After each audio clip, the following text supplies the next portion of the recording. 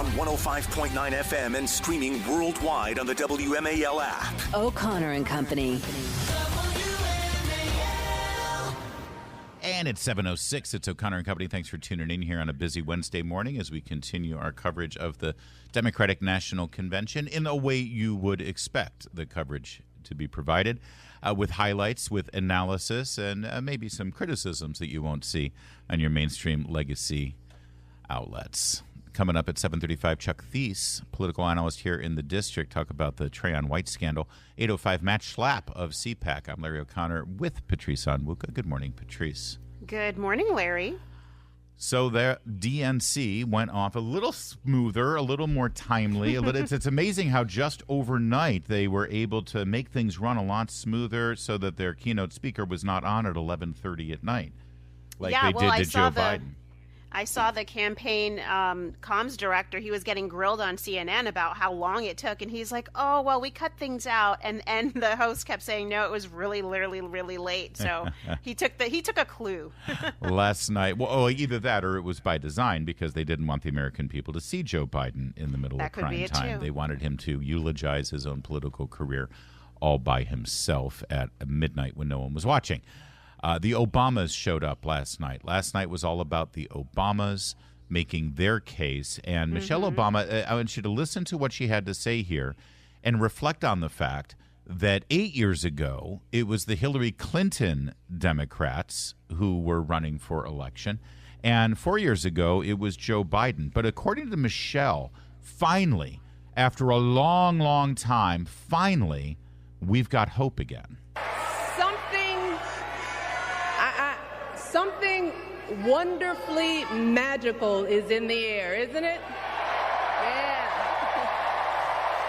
You know, we're feeling it here in this arena, but it's spreading all across this country we love. A familiar feeling that's been buried too deep for far too long. You know what I'm talking about.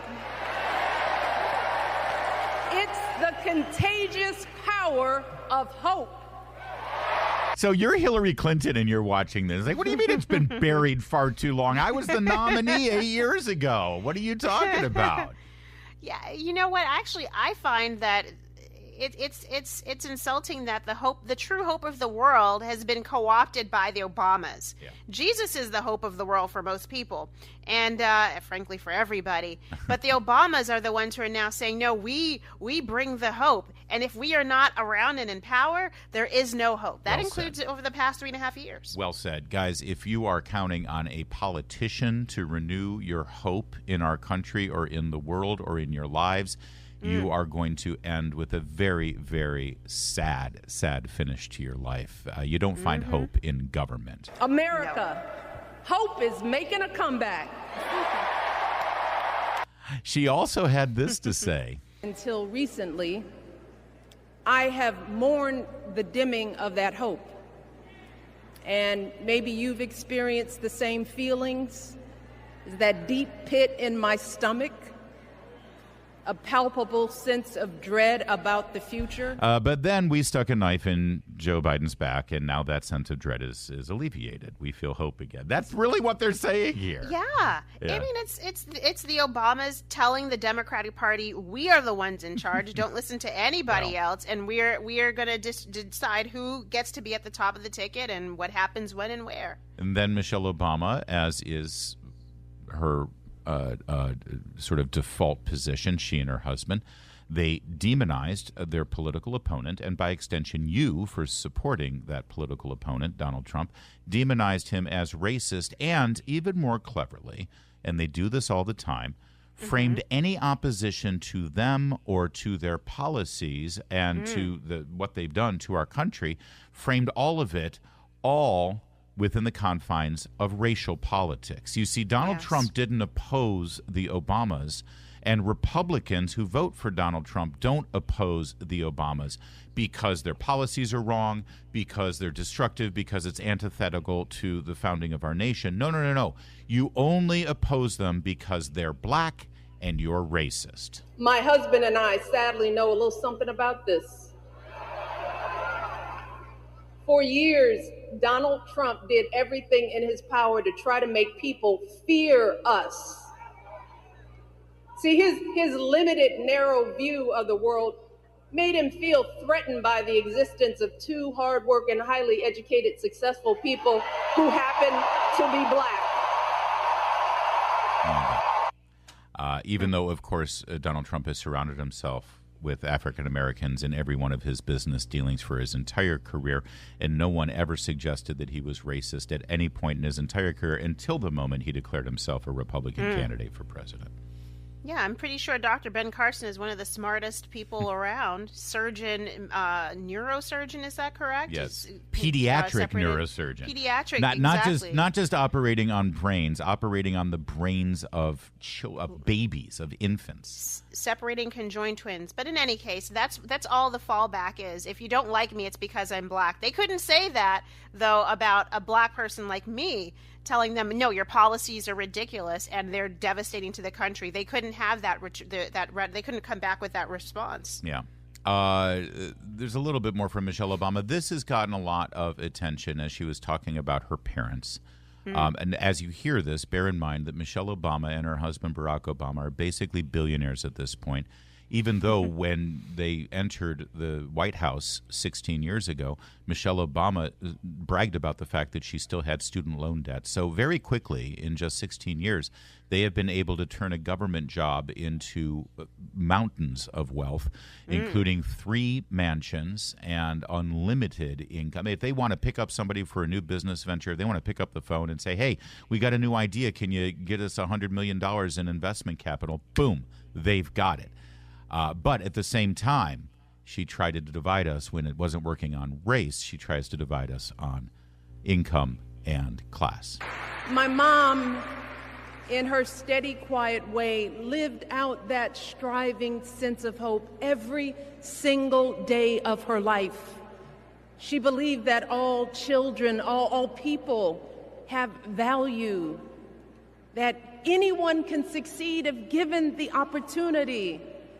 She and my father didn't aspire to be wealthy. In fact, they were suspicious of folks who took more than they needed. They were suspicious of folks who took more than they needed. First of all, remember, whenever this kind of political rhetoric is used on you, class warfare rhetoric and divisive economic rhetoric is used on you, always ask the follow-up question, which is, who gets to decide how much you need? Who gets to decide how much is too much, right? That's right. I don't like people who take more than they need. Also, by the way, Michelle Obama, literally, if she delivered the speech she delivered last night, if she delivered it to a corporation or a foundation or any other organization, which she does, she gives speeches for a living, she would have made $750,000 for a 1-hour speech. That's a nice, hefty pay. Does she need all that? Well, she's not going to turn it down, but that's the hypocrisy of a lot of these socialists. They want other people to pay more. They want other people's ability to earn to be limited and capped, so that everybody ends up in the same place. In their minds, everybody's going to end up, making $70 million a year, or however much the Obamas make. But we all know that is not the end of the socialist dream come to life. The end is everybody living in poverty. The end is doctors in Cuba making probably less than housekeepers make in this country. That's right. That is the end of the socialist dream. So rob the rich to pay the poor doesn't work. Empower everyone to be able to put in the effort, time, and energy and create what you want out of your own life. That is the end goal. And if you become wealthy like the Obamas, so be it, as long as you're not ripping somebody off or leveraging the taxpayer dollar to do it. The hypocrisy was palpable. Everything that they said flied in the face of reality. And, as you mentioned, Cuba or what any other Marxist country, if they could just point to one country where their policies actually have been effective and worked, I'd be willing to listen to them, but they can't. And even better, bonus points if you can show me where those policies have worked and have been implemented without violence and without having to threaten people's livelihood or lives. More from last night's Democratic National Convention in a moment. But first, it's 7:16. Let's get straight to Steve Hirshhorn in the Hadid. WMAL. Making sense of the news. Live From the Home Paramount Pest Control Studios. Home Paramount, the leader in pest control since 1939. News is brought to you by New Look Home Design. Because too many of our fellow Americans are struggling every day to just get by, to put food on the table, to pay the rent, and to get the health care they need. Bernie Sanders last night properly describing how distressed people are in this country right now, thanks to the last 3.5 years of Kamala Harris and Joe Biden in the White House. Does he realize that they're the incumbent party? In fact, even beyond that, they've been in power in the White House 12 out of the last 16 years. I mean, if things are pretty bad, we're really going to blame Trump for it? Yeah, well, I think people recognize that. They see that, listen, you can't put all the blame on President Trump. And by the way, inflation wasn't 20% higher today than it was when President Trump was in office. Right. So that purely happened under Harris and Obama. We need an economy that works for all of us, not just the billionaire class. Okie dokie there, Bernie Sanders. Sure, the billionaires are the problem, and the system is rigged to help the billionaires. And then immediately following Bernie Sanders, we heard from J.B. Pritzker. He's the governor of Illinois. He's a billionaire, and he bragged about it. Thinks that we should trust him on the economy because he claims to be very rich. But take it from an actual billionaire.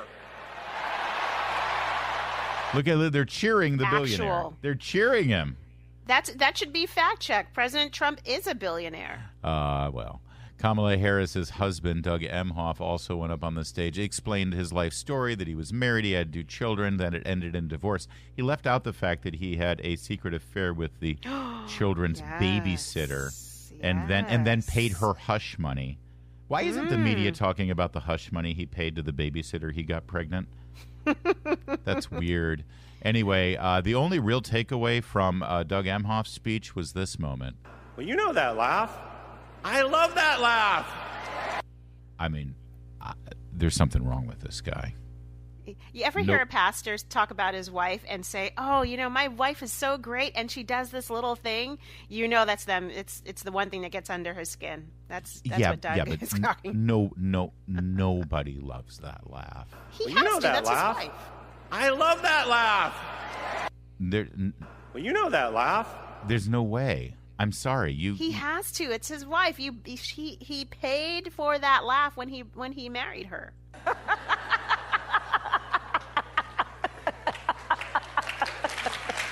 He's lying. He's lying. You're right. He might have to say that because he has to lie. But there's no way anybody thinks that's true. There is no possible way that a human being could. I love that laugh. And who are the people saying, yeah? Who are they to be saying, yeah, we love that laugh too? Yeah, other people don't like that laugh either. Nobody likes that laugh. All right, we're gonna cause an auto accident if we continue playing that, so I'll stop. By the way, during the speech that her husband was giving, Kamala Harris was just up the expressway in Milwaukee at a rally with her running mate Waltz, Tim Waltz. Thank you. Yeah. God, I'm gonna call him Doug. Who, by the way, we've caught in another lie. He's been saying that his children were conceived through in vitro fertilization. That's a lie. Tim Waltz is unclear on the details regarding his child's conception, which is a fascinating. But he's been saying forever that his children were conceived through IVF. There's multiple accounts of him saying it, and it's just not true. It's another flat-out lie. Anyway, Kamala Harris was up in Milwaukee, and instead of driving back in a motorcade, saving fuel. Instead, she decided to fly because she's Kamala Harris after all. So she flew on her government jet and then circled O'Hare Airport for 15 minutes so she could hear the speech. The vice president was returning to Chicago after having campaigned in Milwaukee earlier in the day, and she was on Air Force Two when her husband, Doug Emhoff, the second gentleman, began speaking at the convention. So the plane actually circled for an extra 15 minutes, we're told, in the sky so she could finish watching his speech. Of course, Joe Biden's going to have to release more from the strategic petroleum reserves to be able to supplement the fuel that was just wasted for 15 minutes by Air Force Two, not to mention the carbon emissions. And we paid for that. By the way, how much does 15 minutes of jet fuel cost? That ain't cheap. All I know is don't tell us another thing about forcing EV mandates on us.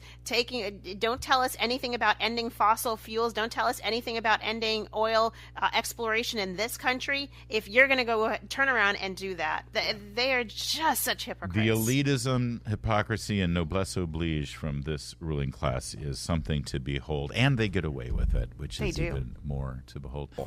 Now on 105.9 FM and streaming worldwide on the WMAL app. O'Connor and Company.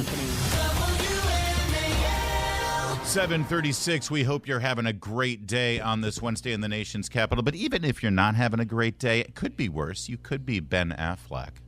Yikes. Facing divorce proceedings with J-Lo there. Who could have seen that coming, Patrice? Right? I know, right? Oh, wait a second. All of us saw that coming. Coming up later in the program at 8:05, we're going to check in with our friend Matt Schlapp. He's got some observations on last night's Democratic National Convention. But in the meantime, it's Larry O'Connor with Patrice Onwuka. Good morning, Patrice.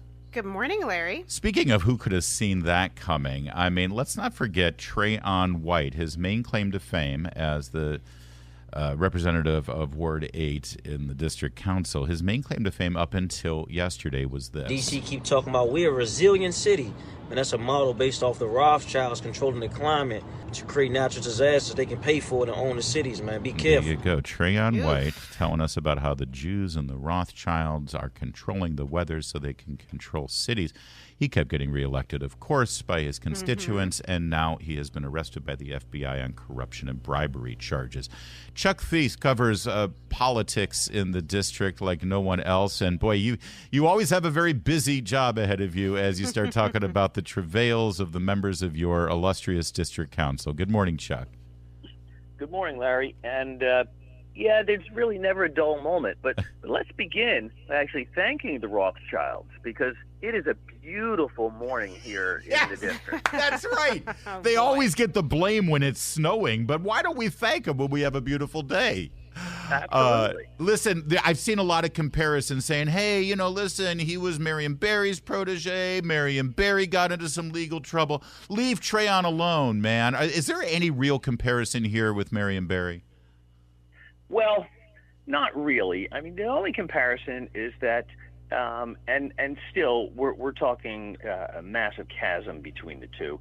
They're very good campaigners. And there's a populist approach, and it works with the constituents, with the voters in Ward 8 and elsewhere in the city. But, when it comes to the allegations against Trayon, one thing about Marion Barry is he never put money in his own pocket. He didn't steal from the city or shake people down or take bribes and put money in his own pocket. Did Marion Barry go to some clubs in the city and not pick up the bill? Sure, absolutely. Did people around oh yeah, we know that. Did Marion Barry's cronies, people in his administration, steal and extort and perpetrate shakedowns? Yes, absolutely.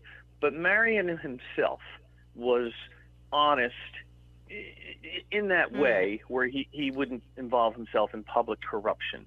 This is completely different. The allegations here are fairly simple to understand. A contractor, a disreputable contractor, a contractor that had already been kicked out of a program for fraudulently doing background checks, sought to have that contract reinstated, and somehow got connected with Trayon White and allegedly gave him a $20,000 bribe to have Trayon go to various departments and try to fix his problems. And Trayon took the money and dutifully tried to fix his problems. And so it seems like this happened over multiple times where, in different occasions, either he's helping these contractors get contracts, if I understand correctly, or grease the wheels to ensure that pending contracts were approved and moved ahead. Is that correct? Right. It all began with Trayon being paid to try to fix a problem, and then it evolved to opportunities. In other words, Trayon being paid to help contracts be awarded to this individual. Are there other people who should be implicated in this? Because I can't imagine he alone knew about and was involved in this. Potentially other government officials, other people on his staff. Are you expecting there to be other hammers that would drop? As with all of these scandals, the rumor mill is churning out names and theories. I'm not going to mention any names, but I will tell you that when you carefully read the indictment, there are at least 2 individuals who you would have to think would be arrested or at least become what they call unindicted co-conspirators, because it appears as though they it's impossible to tell because these documents are written very vaguely. The purpose of this document is to indict Trayon, not other people, but it appears as though that they knew that this was being done illegally, and they participated in it anyway. Chuck, not to make this a partisan issue, but D.C. Democrats in D.C. do enjoy one-party rule. They are never seriously challenged by Republicans. The district votes 92% for Democrats on a regular basis. And with that lack of accountability for any legitimate political opposition, you're going to get corruption. And this is decades of corruption. Chuck, how does one fix this ultimately if you don't actually have the political party in power ever have to face any kind of actual opposition or accountability? Well, apparently the sheriff fixes it, and that's where we're at right now. But, to be clear, in this case, the sheriff is the FBI, who is the federal government. So I guess what you're saying is federal oversight is the way to do it, which sort of blows away the whole idea of D.C. statehood, doesn't it? It does, but I don't want to go out on that limb. I have long advocated for a system of open primaries in the district, as well as nonpartisan primaries in a one-party town. And for example, 4 years ago, Joe Biden got 96% of the vote here. So I think we can safely call this a one-party town. In a one-party town, there isn't this balance. There isn't this competition for ideas or competition for honesty, apparently. And I think nonpartisan primaries would be a big improvement here, because then you run on who you are and what you stand for, and you don't run saying, I'm the Democrat, I'm going to win. I'll give you a perfect example. Trayon White won his Democratic primary in June. His name is on the ballot in November, and he will win. He will win. Even if he's in jail. Yeah. Wow. Oh, sure. I don't think he'll be in jail between now and November. But my point is, because he has a D next to his name, he will win in November. Have we heard anything from Mayor Muriel Bowser or anyone on the D.C. Council about this? Yeah, the mayor has expressed her disappointment and concern. She didn't have all the facts. She's at the Democratic National Convention in Chicago, but she has never been an ally of Trayon's at all. As a matter of fact, Trayon defeated her ally on the council, so there's never really been a symbiotic relationship there. The council, yesterday, the council chairman announced that when the council returns from its summer break, which is mid-September, he will immediately move to strip Trayon White of his chairmanship of the Committee on Parks and Rec and his seats on all other committees, and will form an ad hoc committee, and this is within the council's rules, form an ad hoc committee to investigate this, and that committee can recommend things like censure or expulsion. One of the challenges with this, and we've seen this situation before, is that as long as there's an ongoing federal investigation, obviously, Trayon White's attorney would tell him to not testify under oath to the council, obviously, and B, the evidence and witnesses that the council would need in order to form an opinion of what happened aren't going to be available to them. The FBI isn't going to share resources, nor will they allow, or at least they will strongly encourage any witnesses to not participate in a concurrent investigation. So the council may be hamstringed. Now, it can do whatever it wants. It requires a 5/6. It's not easy to say. It requires a 5/6 vote to expel a member, lower thresholds to reprimand or censure a member. But in my opinion, Trayon will be around a while unless the Fed cut a deal with him whereby a shorter sentence or no sentence, as in the case of Kwame Brown, is given in exchange for a resignation. That's D.C., man. All right, Chuck Thies. Well, at least you've answered one burning question, and everyone in the, echoing Marion Barry's sentiment after he was arrested, somebody specifically set him up, and we were wondering, well, who set Trayon White up? Well, apparently it was Muriel Bowser is the one who set him up, considering there's no love lost there. We'll have to pull on that thread another time. Chuck, thanks for joining us. Thank you so much. Enjoy the day. Well, as alluded to earlier, Patrice, say bye-bye to Bennifer. Ben Affleck, Jennifer Gardner, Jennifer Lopez. Wrong Jennifer. Well, it's hard to keep track. They are filing for divorce. Jennifer Lopez specifically filed for divorce on their anniversary. Mm-hmm. Yikes. It lasted 2 years. They were apart for 17 years after their first breakup. They got back together. They got married, and now they've broken up again. And who could have seen this coming? Well, there's Everybody. one person who probably did, and it is Mariah Carey. I've got some hot tea, Larry. I'm about to spill it. Please. Apparently, Mariah and Jennifer Lopez have some friends in common, and Mariah is very well aware of these issues that they've been having. Jennifer Lopez had to cancel her tour dates for 2024. Mariah is planning on snapping up those tour dates. She's going to be doing Vegas. Mariah and J-Lo have been going at it for decades now. Wow. And let's just say Mariah is going to be making some money off of Jennifer. Off of what? Jennifer? Is it Bennifer? Bennifer. So does this mean, is she going to be snatching up Ben Affleck as well? That would be amazing. Well, she's single too. But here's the takeaway for everybody. The rich, the powerful, the glamorous, the people who seem the happiest, they're miserable, miserable people. And make your choices right and make them grounded in what matters most and not on the superficiality of our world. And that's all I got for you. But I wish them both well, but the entire marriage was not built on anything foundational. And it's not surprising. No. We all saw this because, from what I understand, Jennifer Lopez is kind of hard to deal with, and Ben He Affleck looked probably miserable in every picture with her. time. He looked miserable, and he was. Yes. It's 7:55.